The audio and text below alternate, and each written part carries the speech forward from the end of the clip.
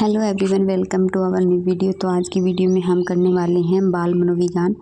बाल मनोविज्ञान क्या है, इसकी क्या प्रक्रियाएं हैं, इसकी अवस्था कौन सी है। तो हमारा पहला क्वेश्चन है, बाल विकास की अवस्थाओं का संक्षेप में वर्णन कीजिए। बाल विकास का तात्पर्य बालक के संपूर्ण विकास की प्रक्रिया से है। इसमें बताया गया, मान लो ये बालक है और यहाँ तक इसका संपूर्ण विकास हो गया, तो ये जो बीच की जो प्रक्रिया है उस प्रक्रिया को हम बाल विकास कहते हैं। ठीक है। बालक के विकास की प्रक्रिया उसके जन्म से पूर्व गर्भ में प्रारंभ हो जाती है, यानी जन्म से पहले ही। ठीक है। जब बच्चा पेट गर्भ में होता है तो उसके जन्म से पहले ही बच्चे की जो विकास की जो प्रक्रिया है वो शुरू हो जाती है। विकास की इस प्रक्रिया में वह गर्भावस्था, शेषावस्था, बाल्यावस्था, किशोरावस्था, प्रौढ़ावस्था इत्यादि कई अवस्थाओं से गुजरते हुए परिपक्वता की स्थिति प्राप्त करता है। कि जब वह परिपक्व मतलब उसकी जो विकास की प्रक्रिया पूरी हो जाती है तो वह उस अवस्थाओं से गुजरते हुए प्राप्त करता है। विकास की प्रक्रिया माँ के गर्भ में शुरू होकर जीवन पर्यंत चलती रहती है। बालक के विकास में उनकी रुचि, आदत, स्वभाव, व्यवहार आदि सभी चीज़ें शामिल होती हैं। ठीक है। जब बालक का विकास होता है तो उसमें उसकी रुचि, आदत, स्वभाव, व्यवहार, ये जो सब चीज़ें वो शामिल होती हैं। बाल विकास की अवस्था, बाल विकास की प्रक्रिया को विभिन्न अवस्थाओं में बांटा जा सकता है। ठीक है। अभी जो बाल विकास होता है उसको हम स्टेज के अकॉर्डिंग अलग अलग अवस्थाओं में बांट देते हैं। विद्वानों में विकास की इस प्रक्रिया को लेकर अनेक मतभेद रहे हैं कि किसी ने बाल विकास के बारे में कुछ बताया है, किसी ने बाल विकास के बारे में कुछ बताया है, तो उनका जो प्रक्रिया को लेकर अलग अलग मतभेद है। ठीक है। तो जैसे कि सेले ने बताया है, शैशव, बाल्यावस्था, किशोरावस्था। जो शैशव की अवस्था होती है वो 1 से 5 वर्ष तक होती है। ठीक है। आगे बताया है बाल्यावस्था। बाल्यावस्था होती है 5 से 12 वर्ष तक। किशोरावस्था ये होती है 12 साल से 18 साल तक। अब रोज के अनुसार 4 भागों में बांटा जाता है। जैसे सेले ने 3 भागों में बांटा है, उसी प्रकार रोज के अनुसार 4 भागों में बांटा गया। तो इनका बाल विकास की प्रक्रिया को लेकर अलग अलग मतभेद हो गए। ठीक है। जैसे अभी उन्होंने रोज ने बताया है, पहला बताया है शैशव 1 से 3 वर्ष, यही उन्होंने बताया था शेषे ने। ठीक है। आरंभिक बाल्यकाल 3 से 6 वर्ष, उत्तर बाल्यकाल 6 से 12 वर्ष। जैसे इन्होंने बताया नहीं था हमें उत्तर बाल्यकाल, और इन्होंने उत्तर बाल्यकाल 6 से 12 वर्ष बताया है। किशोरावस्था 12 से 18 वर्ष, यही उन्होंने बताया है 12 से 18 वर्ष। गर्भकालीन अवस्था, यह अवस्था गर्भधान से जन्म के समय तक मानी जाती है। ठीक है। जन्म के समय यहाँ से लेकर यहाँ तक ये गर्भकालीन अवस्था होती है। इस अवस्था की प्रमुख विशेषताएं निम्नलिखित है। जो ये अवस्था है गर्भकालीन, इसकी विशेषता भी हैं। ठीक है। इस अवस्था में विकास की गति अन्य अवस्थाओं की तुलना में अत्यंत तीव्र होती है। कि इस विकास की जो गति होती है, ठीक है, वो अन्य अवस्थाओं की तुलना में अत्यंत तीव्र यानी अत्यंत जल्दी होती है। समस्त शरीर में रचना, भार और आकार में वृद्धि तथा आकृतियों का निर्माण इसी अवस्था में होता है। ठीक है। जैसे बच्चे की रचना, भार, आकार में वृद्धि, आकृतियों का निर्माण, ये इसी अवस्था में होता है।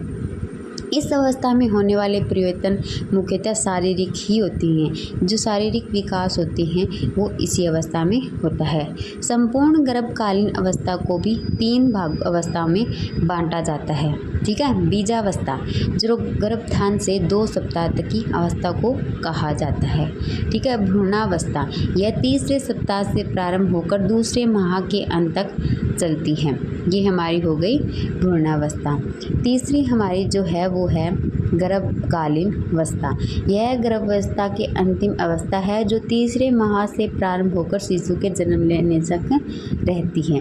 कि जब तक बच्चा जन्म लेता है और तीसरे महीने से शुरू होती है, तो इसको हम गर्भकालीन अवस्था बोलते हैं। आगे है हमारा शैशवावस्था। शैशवावस्था बालक के विकास की दृष्टि से सबसे महत्वपूर्ण अवस्था है। यह अवस्था को लेकर विद्वानों में काफ़ी मतभेद रहा है। कोई इसे जन्म से 3 और 5 वर्ष तक बताते हैं। इस अवस्था को लेकर भी विद्वानों का अलग अलग मतभेद रहा है। इस अवस्था में शिशु के अंदर कोई विशेष शारीरिक तथा मानसिक लक्षण दिखाई नहीं पड़ते हैं। इस अवस्था को समायोजन की अवस्था भी कहा जाता है, क्योंकि इस समय शिशु स्वयं को नए वातावरण के साथ समायोजित करने का प्रयास करते हैं। इसलिए इस अवस्था में उसके अत्यधिक देखभाल की आवश्यकता होती है। उचित देखभाल के अभाव में वह रोगी भी हो सकता है। ठीक है, अगर उसकी उचित सही तरीके से देखभाल नहीं होगी, देखभाल की कमी होगी, तो वह रोगी भी हो सकता है। आगे है हमारी बचपनावस्था। बाल विकास की तीसरी अवस्था 2 सप्ताह से प्रारंभ होकर 2 वर्ष तक चलती है। इस अवस्था में बच्चे दूसरों पर निर्भर करते हैं, क्योंकि वो इतना समझदार या इतना छोटा और शारीरिक रूप से कमज़ोर होता है। ठीक है, क्योंकि बच्चे को पता नहीं होता है ना उसे क्या करना है क्या नहीं। अपनी आवश्यकताओं की पूर्ति स्वयं नहीं कर सकता है। इस अवस्था के अंत तक वो अपनी मांसपेशियों पर नियंत्रण करना सीख लेता है और स्वयं चलने, बोलने और भोजन करने की क्रियाओं को स्वयं करने लगता है। जब बच्चा बड़ा हो जाता है तो वह चलने लगता है, बोलने लगता है और भोजन खुद करने लगता है। इस अवस्था में बच्चा स्व केंद्रित होता है कि खुद पर ही डिपेंड होता है। वह सभी वस्तुओं पर अपना अधिकार समझता है। बच्चे को इतनी नॉलेज नहीं होती है, तो उसे लगता है कि जो सभी वस्तुएं वो खुद की ही मानता है। अगर संवेगात्मक विकास की दृष्टि से बात करें तो इस अवस्था में लगभग सभी व्यंग्य जैसे खुशी, क्रोध, हर्ष, प्रेम, भय, घृणा आदि का विकास होता है, कि वह समझने लगता है कि क्रोध, हर्ष, प्रेम, भय, घृणा आदि की भावनाओं को समझने लगता है। आगे है हमारा चौथा बाल्यावस्था। बाल्यावस्था विकास की दृष्टि से है सबसे महत्वपूर्ण अवस्था मानी जाती है, क्योंकि यह अवस्था अध्ययन की दृष्टि से इसे 2 भागों में विभाजित किया जाता है। ठीक है, ये थोड़ा बहुत शायद बीच में रह गया है, तो आप थोड़ा सा देख लेना। पूर्व बाल्यावस्था 2 से 7 वर्ष तक होती है। उत्तर बाल्यावस्था है वो 7 से 11 वर्ष तक होती है। पूर्व बाल्यावस्था में क्या होता है, इस अवस्था में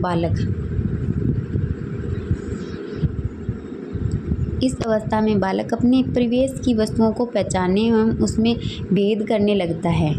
इस अवस्था में ही बालक का भाषा का विकास भी प्रारंभ हो जाता है। बालक के जो बोलने का तरीका है उसका विकास भी प्रारंभ हो जाता है। इसी अवस्था को खिलौने की आयु भी कहा जाता है, कि बच्चा खिलौने से खेलने लगता है। गिनती गिनना, रंग पहचाना, चीज़ों में अंतर करना शुरू कर देता है। ठीक है, चीज़ों में अंतर करना शुरू कर देता है, गिनती गाने लगता है 1 2 3, रंग पहचानने लगता है, बड़ों की आज्ञा मानना, अपना नाम दिलाना, छोटे मोटे कार्यों में मदद करना इत्यादि ऐसे जैसे कार्य करने लगता है। दूसरी है हमारी उत्तर बाल्यावस्था। इस अवस्था में बालकों में वस्तुओं को पहचानने, उनके बीच अंतर करने और उनका वर्गीकरण करने की क्षमता विकसित हो जाती है, कि बच्चा वस्तुओं को पहचानने लगता है, उनके बीच अंतर करने लगता है। ठीक है, इस अवस्था में बालकों के भाषाई और संप्रेषण का विकास होने लगता है, भाषा का भी विकास होने लगता है। आगे है हमारी व्यय संधि। व्यय संधि बाल्यावस्था और किशोरावस्था को मिलाने में सेतु का कार्य करती है। ठीक है, ये बाल्यावस्था और किशोरावस्था दोनों को मिलाती है। ये अवस्था बहुत ही कम समय की होती है। इस अवस्था में शारीरिक और मानसिक विकास की गति काफ़ी तीव्र हो जाती है, कि काफ़ी तेज हो जाती है। आगे है हमारी किशोरावस्था। यह अवस्था लगभग 12 वर्ष से शुरू होकर 19 वर्ष यानी प्रौढ़ावस्था तक चलती है। ये 12 वर्ष से शुरू होती है और 19 वर्ष तक चलती है। ठीक है, इस अवस्था में मानसिक और शारीरिक योग्यता का संपूर्ण विकास हो जाता है। ठीक है, मानसिक और शारीरिक दोनों का ज्ञान हो जाता है। इस अवस्था को तूफानी संघर्ष और तनाव वाली अवस्था कहते हैं, कि बच्चा अकेला रहना पसंद करता है, चिड़चिड़ापन होना करने लगता है, बालक में अच्छी तरह से सोचने, समस्या का समाधान करने और तनाव वाली अवस्था कहते हैं। ठीक है, बच्चा खुद ही सोचने लगता है। और कई कई बार समस्याओं का हल भी खुद ही ढूंढ लेता है, ठीक है। और कभी कभी वो टेंशन भी ले लेता है। बालक में अच्छी तरह से सोचने, समस्या का समाधान करने और निर्णय लेने की क्षमता का विकास हो जाता है। तो कभी कभी वह अपने फैसले खुद लेने लगता है, ठीक है। प्रौढ़ावस्था, किशोरावस्था के पश्चात लगभग 40 वर्ष की अवस्था तक की अवस्था को प्रौढ़ावस्था कहते हैं। यानी 19 साल के बाद जो 40 वर्ष की जो अवस्था होती है उसे प्रौढ़ावस्था कहा जाता है। इस अवस्था में बालक अब बड़ा हो जाता है, ठीक है। इस अवस्था में पहुंचकर बालक अपने कर्तव्यों और उत्तरदायित्वों का निर्वाह करने लगता है और अपने जीवन के लक्ष्यों को प्राप्त करने का प्रयास करने लगता है। आगे है हमारी वृद्धावस्था। वृद्धावस्था जीवन की अंतिम अवस्था होती है जो लगभग 60 वर्ष से प्रारंभ होकर जीवन के अंतिम समय तक चलती है। 60 से शुरू होती है और जीवन के अंत तक चलती है, ठीक है। इस अवस्था में शारीरिक मानसिक क्षमताओं का ह्रास होने लगता है कि कई बार हम बोलते हैं कि जो बच्चे बूढ़े होते हैं वो बच्चों के समान होने लगते हैं, उनकी तरह जिद करने लगती हैं। तो उसमें मानसिक और शारीरिक दोनों क्षमताओं का ह्रास होने लगता है। ऐसी ही वीडियो देखने के लिए हमारे चैनल को सब्सक्राइब करें, लाइक करें, शेयर करें। Thank you.